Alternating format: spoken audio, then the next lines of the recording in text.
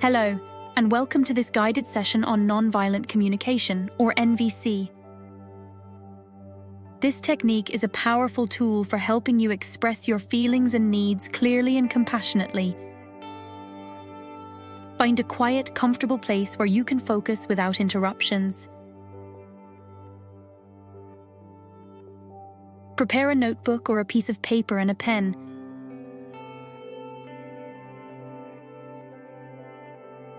Let's begin this journey to compassionate communication together.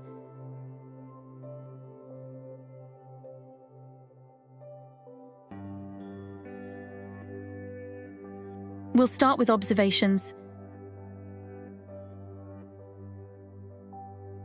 Think of a situation that has caused you some distress or frustration.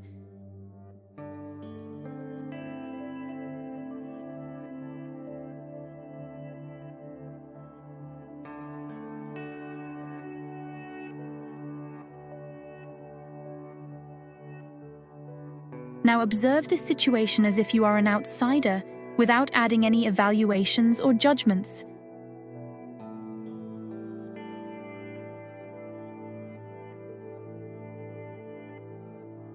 For example, instead of saying, "He ignored me," you might say, "He didn't respond to my message." Imagine you are watching a movie or reading a book where this situation is unfolding.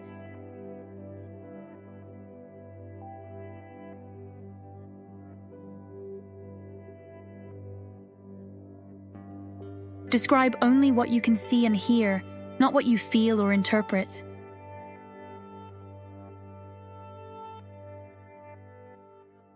For instance, rather than thinking, "She was rude to me," you could say, "She was screaming loudly and using foul language." Instead of saying, "They were being unfair," you might note, "They assigned the task to someone else without explanation." The goal here is to focus strictly on the factual elements of what happened. Pretend you are a reporter relaying the events without inserting your personal feelings or opinions. Take a moment now to bring this situation to mind and describe it in purely observational terms. Picture the scenario in your mind and articulate the details objectively. What exactly happened?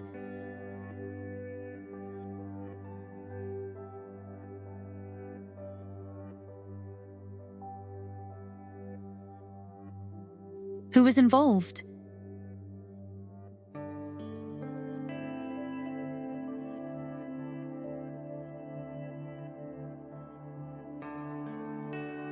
What actions did they take?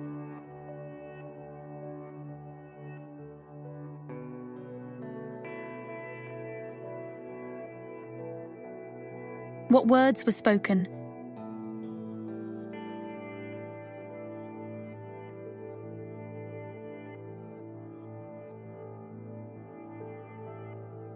Make your observations precise and clear.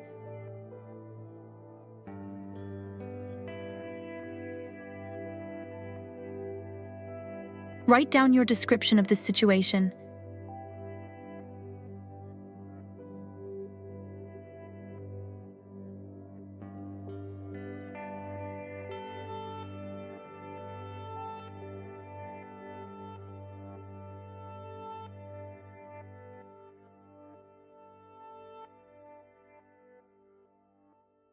Press pause if you need more time.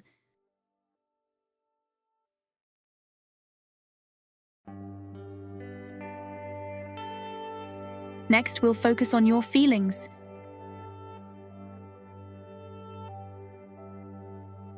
Reflect on the situation you just observed and identify the emotions it brings up for you.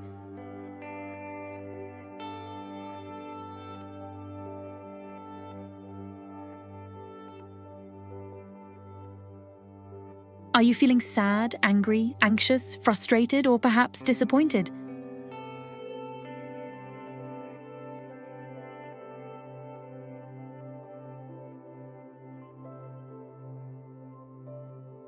It's important to acknowledge these feelings without judging them.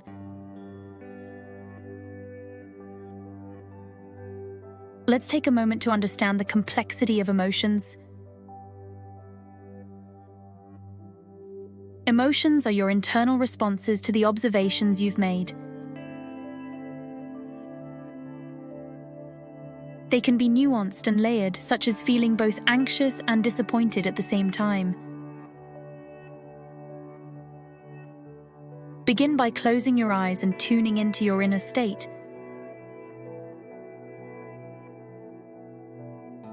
What do you notice?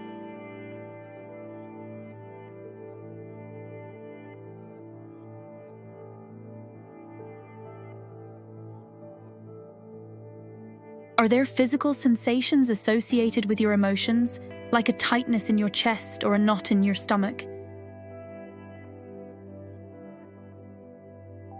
Maybe you observed that someone didn't respond to your message.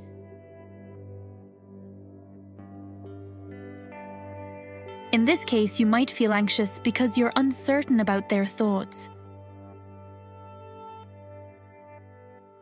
You might feel disappointed because you expected a reply.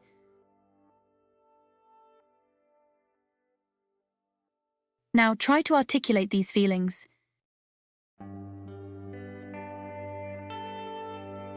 You might say, "I feel anxious because I'm unsure of their reaction." Or, "I feel disappointed because I was hoping for a different outcome." Avoid labeling your feelings as good or bad.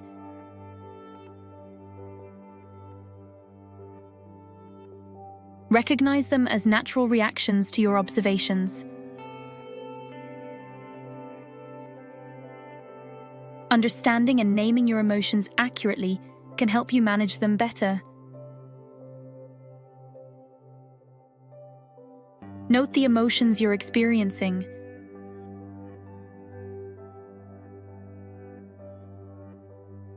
Be as specific as possible and don't rush.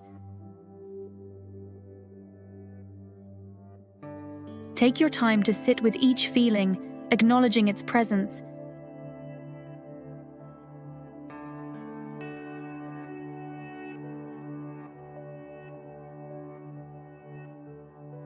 Remember, this is about recognizing your feelings honestly and openly.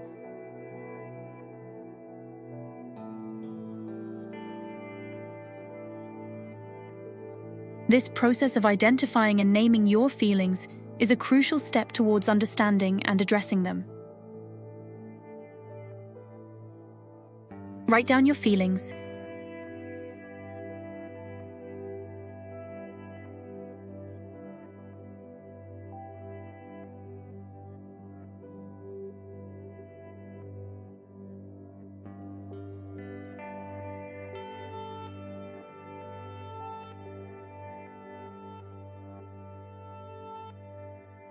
Press pause if you need more time.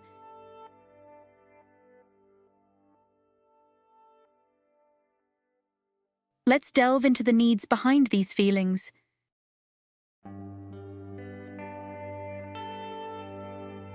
Our emotions are often signals of unmet needs.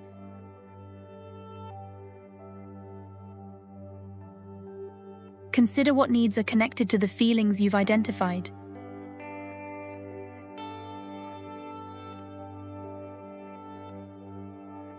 Are you needing understanding, respect, connection, or perhaps peace? To explore this further, think of your emotions as indicators pointing towards something deeper.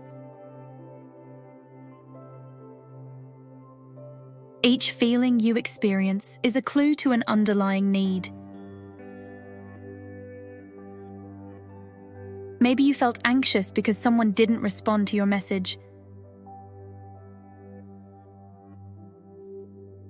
In this case, the underlying need might be for reassurance or clarity. If you felt disappointed, perhaps you need validation or acknowledgement. Take a moment to reflect on these needs.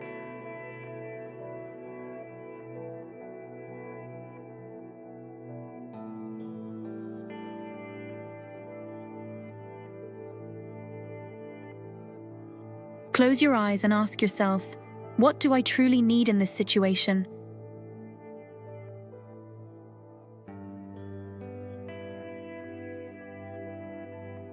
It might be helpful to consider various areas of your life, such as emotional support, security, autonomy, or belonging.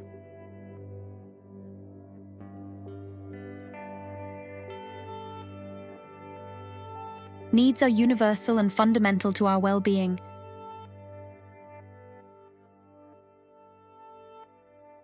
They are not about specific actions from others, but about what's essential for you to feel fulfilled and balanced. For example, if you're feeling frustrated, you might need respect or understanding. If you're feeling sad, you might need connection or empathy.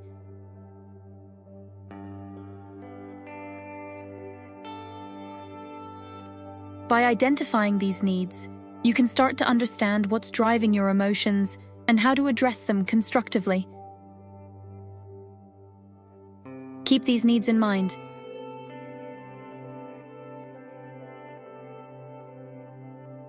Be specific and thorough.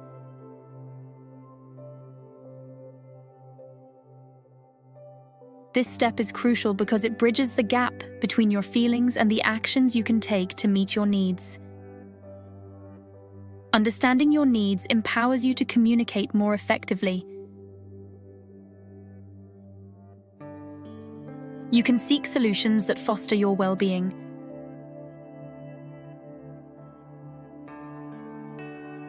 Spend a few moments connecting each emotion to a corresponding need.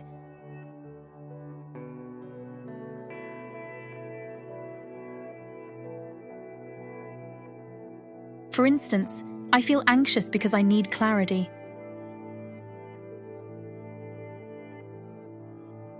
Or I feel disappointed because I need validation.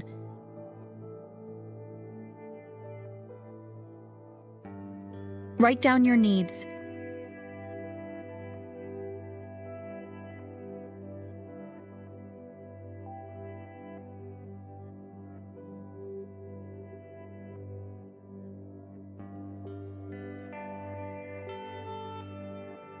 Press pause if you need more time.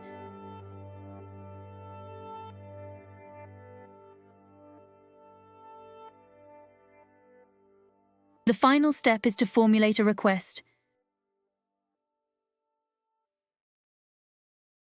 This should be a clear, actionable, and positive request aimed at meeting the need you identified. Think about how you can address this need in the specific situation you're focusing on. If you need understanding, you might request, "Could we spend some time talking about this so I can share my perspective?" Consider the specifics of your request.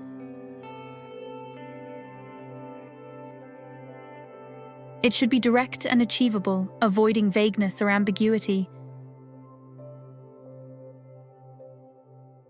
Reflect on the need you identified and ask yourself, what concrete action can help fulfill this need? This request is about facilitating a positive change, so it's important to frame it constructively. If you identified a need for respect, you might request, "Can we establish some guidelines for how we communicate to ensure we both feel heard and respected?" If your need is for connection, your request might be, "Could we set aside some time each week for us to catch up and talk about our day?"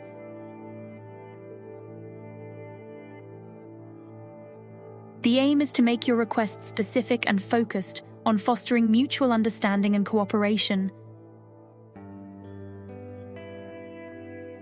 Take a moment to craft a compassionate and clear request.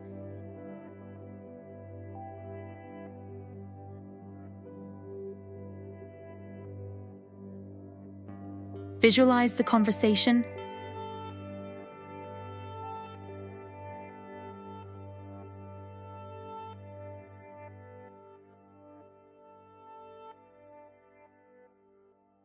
Visualize how you would express this need respectfully and positively.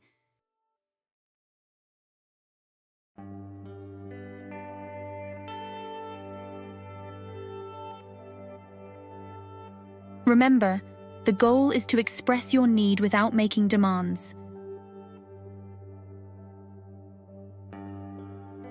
This means avoiding language that could be perceived as accusatory or coercive. Instead, focus on the positive outcome you desire.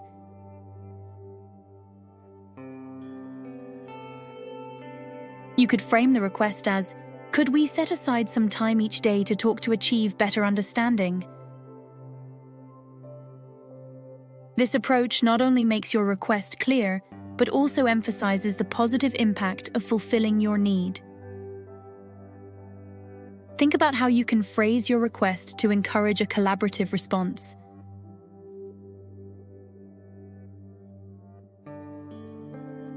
Your tone should be inviting and open, reflecting your genuine desire for a constructive dialogue. For example, could we create a schedule to share the responsibilities more evenly? Spend a few moments crafting your request.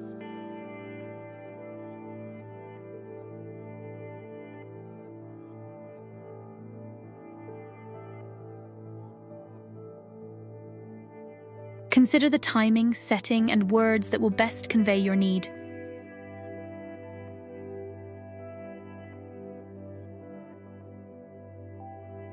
By being clear and compassionate, you increase the likelihood of a positive response.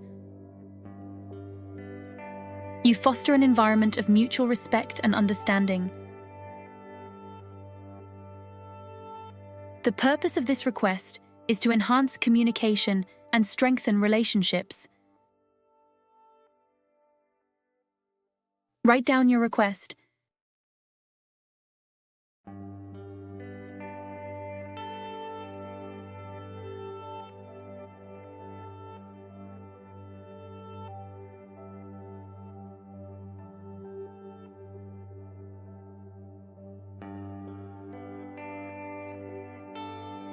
Press pause if you need more time.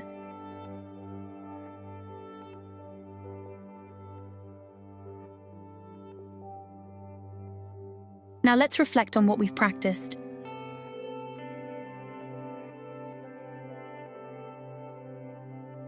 You observed a situation, identified your feelings, recognized your underlying needs, and formulated a clear request. This process helps transform potential conflicts into opportunities for connection and understanding. Practice this technique regularly to become more comfortable and effective in compassionate communication. With time, NVC can help you build stronger, more empathetic relationships. Remember, the key to NVC is practice and patience. By expressing your needs and feelings clearly and compassionately, you can foster better understanding and stronger relationships. Keep practicing, and you'll find this technique becomes a valuable tool in your daily interactions. Thank you for participating in this nonviolent communication session.